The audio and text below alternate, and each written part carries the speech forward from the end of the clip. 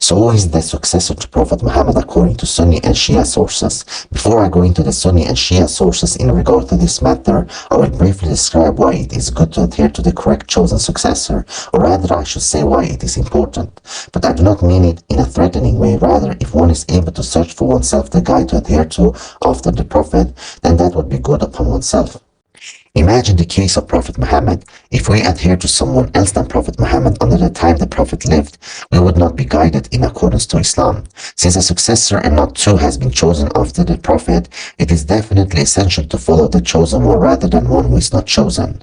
We should ask ourselves, why wouldn't we recognize the chosen one over the unchosen one? The chosen one is the correct guide up to Prophet Muhammad. Adhering to the correct guide will make us reach the Prophet, and if we reach the Prophet, we will reach God, live in accordance to our Creator. If the Prophet tells us to follow X, we should adhere to X and not something else.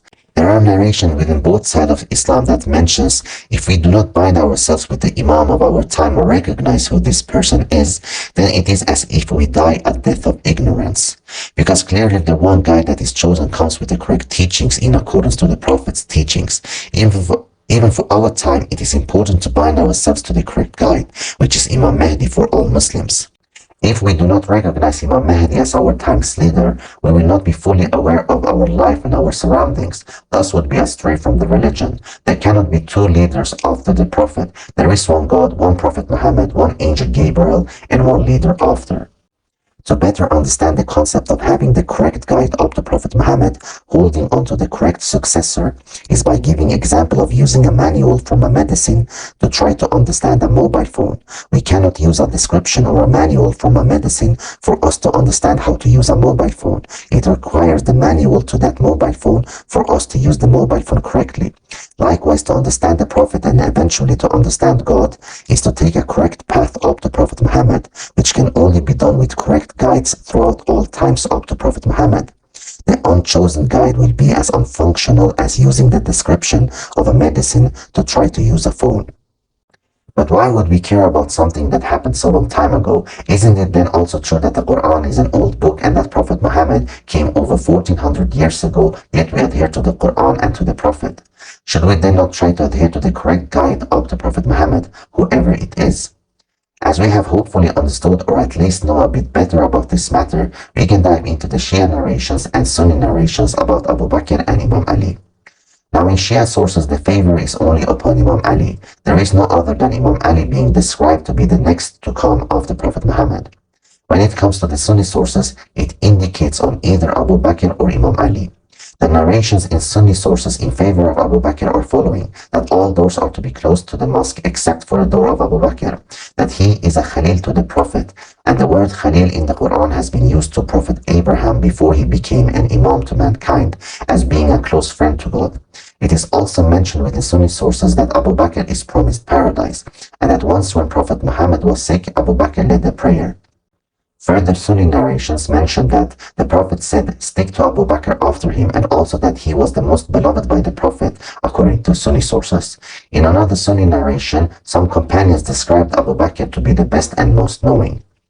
When it comes to Imam Ali, a Sunni source describes him as Mawla over anyone, whomever the Prophet is Mawla over.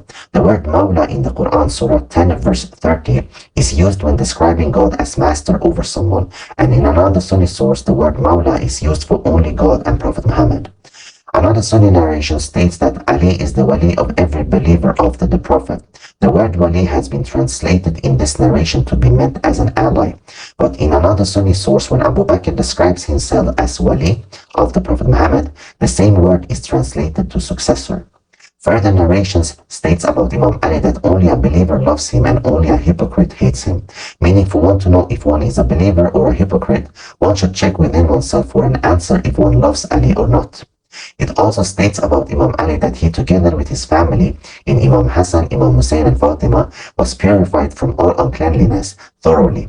This Sunni narration describes an incident when the Prophet took Imam Ali under his cloak, so a Quran verse was revealed to him and his family.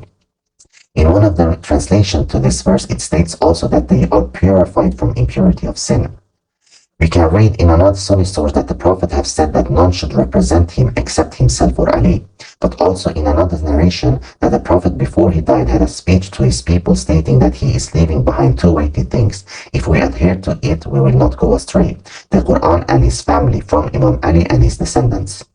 A Sunni narration also mentions that it was talked about by people that a will from the Prophet has been made in favor of Imam Ali being the first successor, and that Imam Ali is to Prophet Muhammad as Prophet Aaron was to Prophet Moses. Throughout the Quran, we can read that Prophet Aaron and Prophet Moses are closest to each other. Whenever Moses went for a mission, he placed Aaron for the remaining people, and also for Aaron to come with Moses as a helper to him when confronting Pharaoh. From another Sunni source, Prophet Muhammad asked God to bring the most beloved to him to eat with the Prophet, so Imam Ali came, and that he was the one who got the flag for victory by the Prophet when every companion wanted to have it in the Battle of Khaybar. Jamia Tirmidhi 3732 describes that all doors are to be closed except the door of Ali. Now, there are more narrations in favor of both Imam Ali and Abu Bakr in Sunni sources, but this is sufficient as an analysis. It could be that I have by mistake put the wrong reference to what is described about Abu Bakr and Imam Ali. So I would then recommend for one to search for oneself the statements made here to find the correct reference to secure that it really mentions about then what has been described here. But hopefully everything is correct. Whatever faith, either Sunni Islam or Shia Islam, is correct, then the books of that faith would be correct to adhere to. In the final video to this series of Sunni Islam and Shia Islam, which is the next one, I will mention who I adhere to as my successor to Prophet Muhammad, and also state which faith I adhere to by name. In the next video, references to the fundamental beliefs within both faiths will also be presented.